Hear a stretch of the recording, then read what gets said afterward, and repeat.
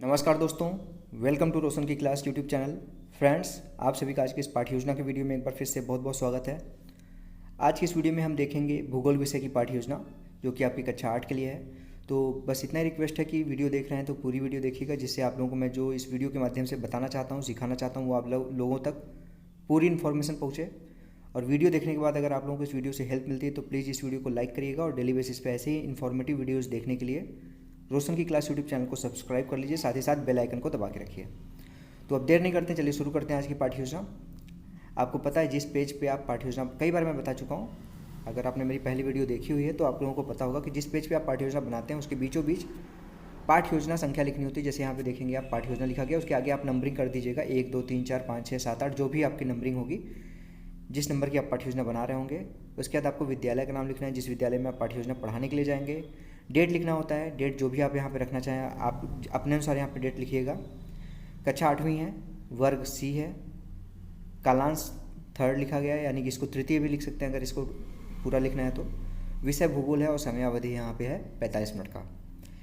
इतना लिखने के बाद आपको अपना अगला हेडिंग लिखना होता है शिक्षण उद्देश्य। इसके पहले अगर आप लोगों के कॉलेज में कहा जाए कि सामान्य उद्देश्य लिखना होता है तो सामान्य उद्देश्य लिख सकते हैं। ऊपर आई बटन पर क्लिक करके यहाँ पे आपको आई बटन मिलेगा, यहाँ पे क्लिक करके आप आई बटन पे क्लिक करके आप इसके अलावा कोई भी वीडियो देखेंगे तो उसमें आपको सामान्य उद्देश्य देखने को मिल जाएगा। सामान्य उद्देश्य का मतलब होता है कि आपका जो विषय होता है, जैसे हमारा आज का विषय क्या है, सामाजिक विज्ञान, यानी इसका उप विषय भूगोल है। तो ये पढ़ाने के बाद बच्चों को आप क्या क्या सिखाना चाहते हैं उसके बारे में आपको सामान्य उद्देश्य के अंतर्गत 5-6 पॉइंट लिखना होता है। अगला हेडिंग यहाँ पे देखिए शिक्षण उद्देश्य। शिक्षण उद्देश्य का मतलब होता है कि आपका जो टॉपिक है आज का, वो टॉपिक क्या है। तो यहाँ पे सबसे पहले मैं बता दूं, यहाँ पे प्रकरण लिखना होता है। यहाँ पे प्रकरण लिख लीजिएगा, यहाँ पे मिस हो गया है, यहाँ पे प्रकरण लिख लीजिएगा। प्रकरण का नाम अभी मैं आगे बता देता हूँ। यहाँ पे प्रकरण का नाम लिख देना होता है आपको। प्रकरण का नाम यहाँ पे आपको देखने को, जब आप विशिष्ट उद्देश्य लिखेंगे ना शिक्षण उद्देश्य में, तो भूमि संसाधन, आपको पता है कि जो प्रकरण होता है उसी के ऊपर हमारा शिक्षण उद्देश्य होता है। तो यहाँ पे देखेंगे भूमि संसाधन यहाँ पे भी लिखा हुआ है, भूमि संसाधन यहाँ पे भी लिखा हुआ है, भूमि संसाधन यहाँ पे लिखा हुआ है, यानी कि हमारा आज का जो प्रकरण है वो भूमि संसाधन है। तो प्रकरण के सामने आप भूमि संसाधन लिख लीजिएगा। यहाँ पे पहला उद्देश्य है, देखेंगे 2 कॉलम बनाना होता है, एक उद्देश्य और अपेक्षित व्यवहारगत परिवर्तन का।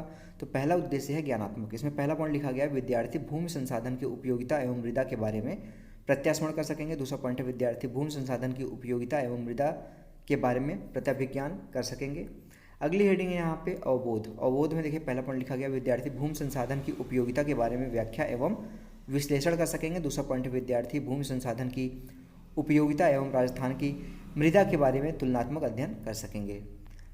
आप अपने स्टेट का नाम लिख लीजिएगा। यहाँ पे जो भी लेसन प्लान जिसने बनाया वो राजस्थान का था तो राजस्थान लिखा है। आप यूपी के हैं तो यूपी लिखिए, बिहार के हैं बिहार लिखिए, मध्य प्रदेश के हैं तो मध्य प्रदेश लिखिए, मुंबई के हैं तो मुंबई लिखिए, महाराष्ट्र के हैं तो महाराष्ट्र लिखिए, गुजरात के हैं तो गुजरात लिखिए, अपने स्टेट के अनुसार लिख लीजिएगा। अगली हेडिंग है तीसरी अनुप्रयोगात्मक। इसमें पहला पॉइंट लिखा गया विद्यार्थी भूमि संसाधन के बारे में प्राप्त ज्ञान का प्रयोग अधिगम की नवीन परिस्थितियों में कर सकेंगे। दूसरा पॉइंट है विद्यार्थी भूमि संसाधन एवं मृदा के बारे में प्राप्त ज्ञान का प्रयोग अपने दैनिक जीवन में कर सकेंगे। चौथा यहाँ पे है कौशल हेडिंग। इसमें पहला पॉइंट है विद्यार्थी भूमि संसाधन एवं भारत की मृदा के विभिन्न तत्वों से संबंधित चित्र या चार्ट बना सकेंगे। दूसरा पॉइंट है विद्यार्थी भूमि संसाधन संबंधित ज्ञान के बारे में परिचर्चा कर सकेंगे। पांचवा पॉइंट यहाँ पे हेडिंग है अभिरुचि। इसमें पहला पॉइंट लिखा गया है विद्यार्थियों में भूमि संसाधन के बारे में अधिक जानने हेतु अभिरुचि का विकास होगा। और दूसरा पॉइंट है अभिवृत्ति। इसमें पहला पॉइंट लिखा गया विद्यार्थियों में भूमि संसाधन के बारे में उच्च अभिवृत्ति का विकास हो सकेगा।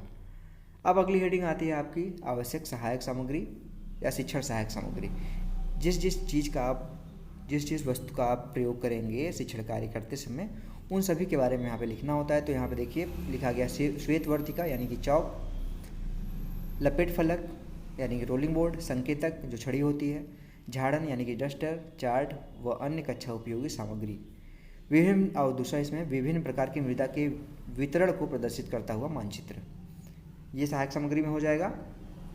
शिक्षण बिंदु में 3 शिक्षण बिंदु है, भूमि एवं मानव समुदाय, दूसरा है भूमि संसाधन की उपयोगिता, तीसरा है राजस्थान की मृदा। आप अपने स्टेट के अनुसार, जैसे एग्जाम्पल दे रहा हूँ, बिहार की आप स्टूडेंट हैं तो बिहार की मृदा लिख लीजिएगा।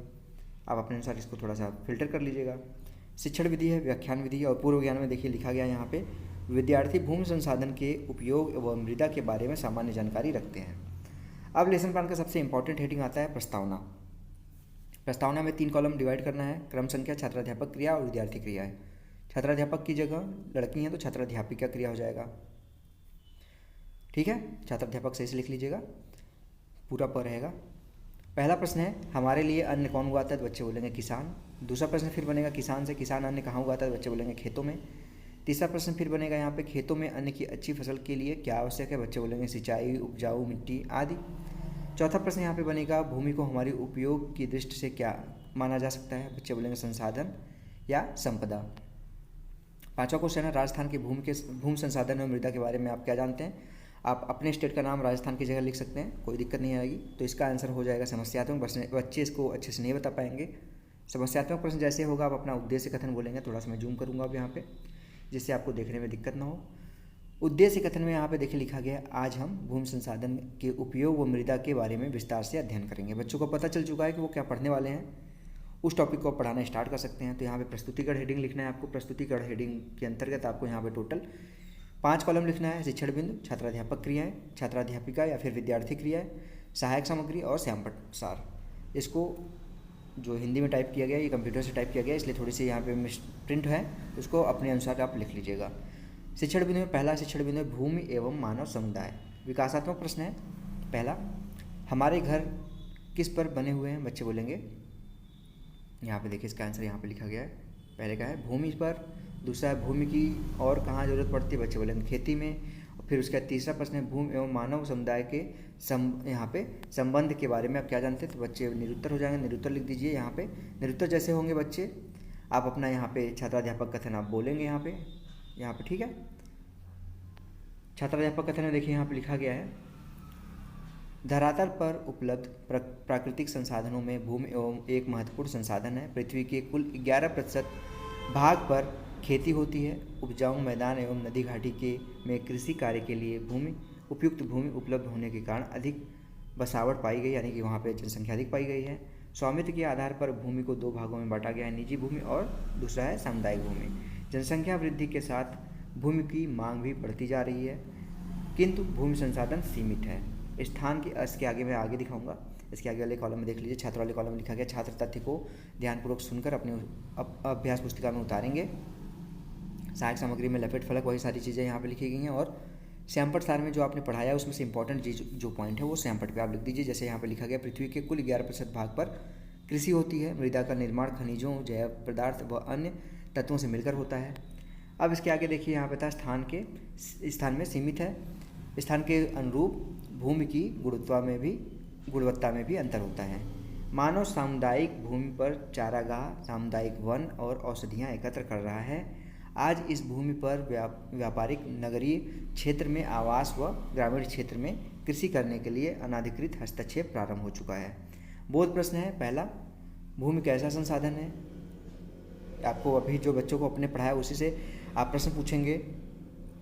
तो भूमि आपको पता है कि प्राकृतिक संसाधन है। दूसरा है जनसंख्या बढ़ने से किस प्रकार की किसकी मांग बढ़ रही है, बच्चे बोलेंगे भूमि की, ठीक है।